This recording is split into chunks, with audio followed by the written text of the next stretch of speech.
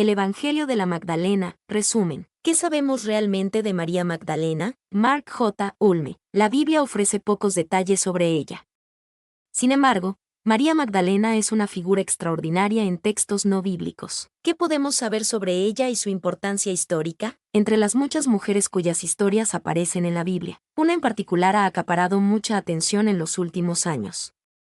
Se trata de una de las más mencionadas entre los discípulos femeninos de Jesús, que aparece en cada uno de los 4 evangelios. El catolicismo se refiere a ella como Santa María Magdalena, identificándola también a la vez como apóstol y como pecadora. Además, textos apócrifos como el Evangelio de María contienen intrigantes especulaciones sobre su vida y su papel en la Iglesia primitiva. La teóloga Megan Watterson destaca el Evangelio de María como fuente de nuevos conocimientos y prácticas religiosas en su libro Mary Magdalene Revealed, The First Apostle, Her Feminist Gospel and the Christianity We Haven't Tried Yet. María Magdalena revelada, la primera apóstol, su Evangelio feminista y el cristianismo que aún no hemos experimentado. El sitio web de Watterson describe el Evangelio de María como tan antiguo y auténtico como cualquiera de los evangelios que contiene la Biblia cristiana. Continúa diciendo que fue enterrado en las profundidades del desierto egipcio después de que se enviara un edicto en el siglo IV para que se destruyeran todas las copias de este. Afortunadamente, algunos monjes rebeldes fueron lo suficientemente sabios como para negarse, y gracias a su desobediencia y valentía espiritual, tenemos varios manuscritos del único evangelio que fue escrito en nombre de una mujer. El Evangelio de María Magdalena. Esto es intrigante, pero ¿son fiables este Evangelio y su historia?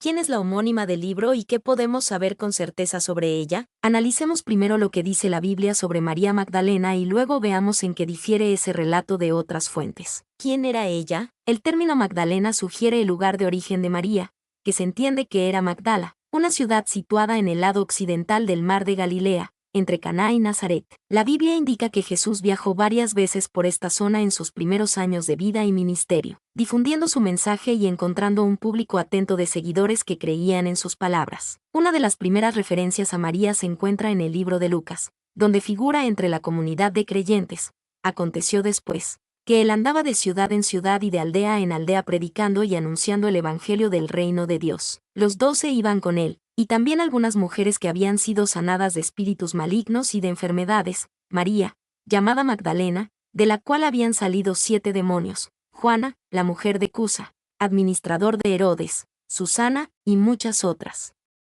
Ellas le servían con sus bienes. Lucas 8, 1-3, Reina Valera actualizada 2015. Aunque la Biblia dice que María había sido curada de la influencia demoníaca, no da más detalles sobre su condición anterior, ya que no parece ser relevante para el resto de su historia. El relato no dice específicamente que Jesús fuera quien la curó, pero sus problemas anteriores fueron resueltos y ella parece haberse convertido en seguidora de Jesús a partir de ese momento. María Magdalena es el único personaje importante del Nuevo Testamento de quien se dijo que se habían exorcizado demonios. Ahora bien, esta es la única mención de María Magdalena en los evangelios con anterioridad a la crucifixión de Jesús. Philip C. Arnold, Mary Magdalene, A Cultural History. Este pasaje del Evangelio de Lucas también sugiere que María era una mujer acomodada, que apoyaba financieramente el trabajo de Jesús. Ejemplos posteriores demuestran que se trataba de una práctica habitual. Mujeres como Lidia, mencionada en Hechos 16, apoyaron de este modo a los seguidores de Jesús en el primer siglo. Todas las demás referencias bíblicas a María se encuentran en los relatos de las últimas horas de Jesús. En la escena de la crucifixión, parece que muchos discípulos habían abandonado a su maestro, pero María y otras seguidoras estaban presentes, mirando desde lejos, como moría Jesús. Mateo 27, 55-56, Marcos 15, 40-41. María Magdalena, como una de las que permanecieron cerca durante estos acontecimientos, esperó, observó y tomó nota del lugar donde Jesús fue enterrado. Marcos 15:47. El relato bíblico indica que más tarde ella y otros trajeron especias para ungir su cuerpo, pero encontraron la tumba ya abierta. Marcos 16:1. María fue la primera en ver a Jesús tras su resurrección, por lo que él le encargó que llevara la noticia a los demás discípulos. Juan 20, 10-18. Con el tiempo, Jesús se apareció al resto de los discípulos en diversos contextos, y también a muchos otros. 1 Corintios 15, 3-8. La Biblia simplemente menciona a María como uno de esos muchos testigos, aunque fue ella quien llevó el mensaje inicial al grupo de discípulos temerosos. Pero con la conclusión de los relatos evangélicos, también termina la historia de María, quien no era. Aunque su historia bíblica no es complicada, existen algunos malentendidos comunes sobre María Magdalena. Una idea persistente es que era una antigua prostituta. Lucas 7 describe a una mujer pecadora que ungió los pies de Jesús y fue perdonada. Sin embargo, esta mujer no es nombrada, y no hay ninguna indicación en la Biblia de que fuera María Magdalena. Un acontecimiento similar en Juan 12 contribuye a la confusión. Entre los seguidores de Jesús había un hombre llamado Lázaro y sus dos hermanas, María y Marta. Esta María realizó una unción similar, por lo que su identidad se ha confundido con la de la mujer sin nombre de Lucas. Múltiples historias se han fusionado en una sola, creando una figura compuesta comúnmente identificada como María Magdalena. Desgraciadamente, esta confusión se formalizó en 591 después de Cristo, cuando el Papa Gregorio I escribió una homilía en la que identificaba a María Magdalena como la mujer pecadora de Lucas 7 y nombraba explícitamente ese pecado como sexual, un detalle que no se expresa en la narración bíblica. Esta opinión parece basarse más en el dogma católico romano que en una lectura atenta del texto. A pesar de que en 1969 la Iglesia Católica Romana se retractó discretamente de esa enseñanza, la idea persiste. Otra idea propuesta en los últimos años se ha sumado a la leyenda que rodea a María.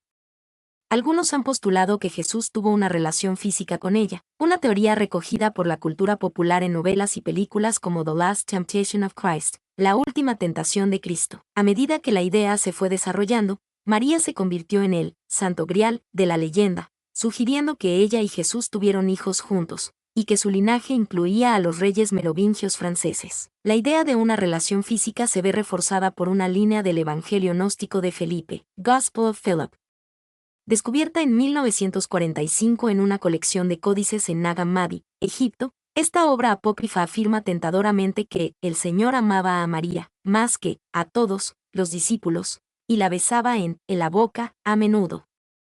Los demás también le decían: ¿por qué la amas más que a todos nosotros? Un fragmento del Evangelio de María, que muestra vacíos de diversos tamaños donde el papiro se ha descompuesto a lo largo de los siglos. Cuando los paleógrafos intentan rellenar el texto que falta, a veces tienen que adivinar lo que se escribió allí. Sin embargo, este texto es difícil de descifrar porque las páginas originales están dañadas. Los vacíos en el texto se deben a lagunas o agujeros en el papiro antiguo. Las secciones señaladas con elipsis son demasiado largas para sugerir las palabras que faltan. En el ejemplo anterior, la elipsis da lugar a una frase incompleta. Para encontrar las palabras entre corchetes que cubran las lagunas más pequeñas, los paleógrafos se basan en pistas de otras secciones del documento o de textos comparables de la época en que se escribió el documento. Pero estas palabras son conjeturas. Así, en lugar de boca, la palabra que falta podría ser mano, mejilla, frente o pies. Por eso, otros comentaristas la dejan simplemente como una incógnita. El autor del Evangelio de Felipe no intenta sugerir que Jesús y María fueran amantes. Solo quiere elevar a María al mismo nivel, o incluso más allá, de los demás discípulos. Craig Evans, Fabricating Jesus: How Modern Scholars Distort the Gospels. Podemos concluir que este texto es prueba de una relación no platónica, o incluso de un matrimonio. En la época de los escritores evangélicos, un beso era una forma habitual de saludo y no tenía por qué tener ninguna connotación sexual. El apóstol Pablo, por ejemplo, cierra su segunda carta a los Corintios diciéndoles que se saluden con un beso santo. 2 Corintios 13:12. Esta misma forma de saludo aparece en otros libros del Nuevo Testamento, incluido el libro de Mateo, donde Judas saluda y traiciona a Jesús con un beso. Por muy tentadora que sea la idea, no hay pruebas de que este saludo indique una relación física o marital entre Jesús y María Magdalena. Ideas gnósticas del siglo II. El Evangelio de María se descubrió por primera vez como parte del Códice de Berlín a finales del siglo XIX en Egipto. Solo se encontraron 6 de las 19 páginas de la obra. Unas décadas más tarde se descubrieron otros 2 fragmentos, cuya traducción se publicó por primera vez en 1955. Esther de Boer, que fue profesora de Nuevo Testamento en la Universidad Teológica Protestante de Kampen, Países Bajos, escribió varios libros sobre el Evangelio de María. En The Gospel of Mary, Beyond a Gnostic and a Biblical Mary Magdalene, el Evangelio de María, más allá de una María Magdalena gnóstica y bíblica, afirmó que este Evangelio apócrifo es claramente diferente de los evangelios del Nuevo Testamento. Mientras que los evangelios del Nuevo Testamento describen la obra de Jesús en su vida terrenal, el evangelio de María describe un diálogo posterior a la resurrección que es más bien filosófico. En otras palabras, este evangelio relata discusiones entre los discípulos y María que ocurren después de la resurrección. Pedro le pide a María que le diga qué conocimientos secretos le dio Jesús. Luego hay una de varias lagunas en el manuscrito, tras la cual ella describe el alma ascendiendo por los reinos celestiales bajo el control de diversas fuerzas malignas. Según de Boer,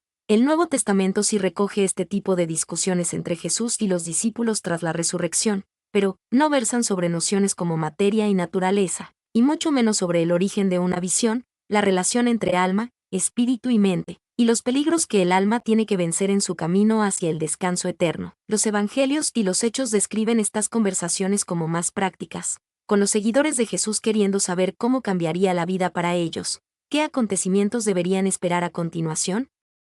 ¿Qué nueva interpretación aportaría Cristo a las Escrituras?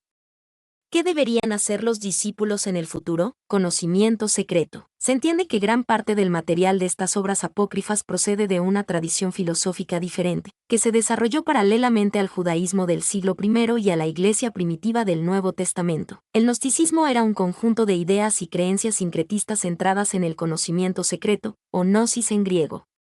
Arraigado entre algunos cristianos del siglo II, sostenía que el cuerpo humano estaba corrompido, pero que el espíritu humano era naturalmente bueno. Liberar el alma de su prisión física era, por tanto, el verdadero objetivo en la búsqueda de la salvación. Y liberar el alma requería acceder a un conocimiento misterioso que solo los gnósticos poseían. Había límites de creencia y comportamiento incluso en el primer siglo, límites más allá de los cuales los seguidores de Jesús sabían que no debían ir. Y los documentos gnósticos claramente cruzaban estos límites de varias maneras. Ben Witherington 3, What Have They Done with Jesus?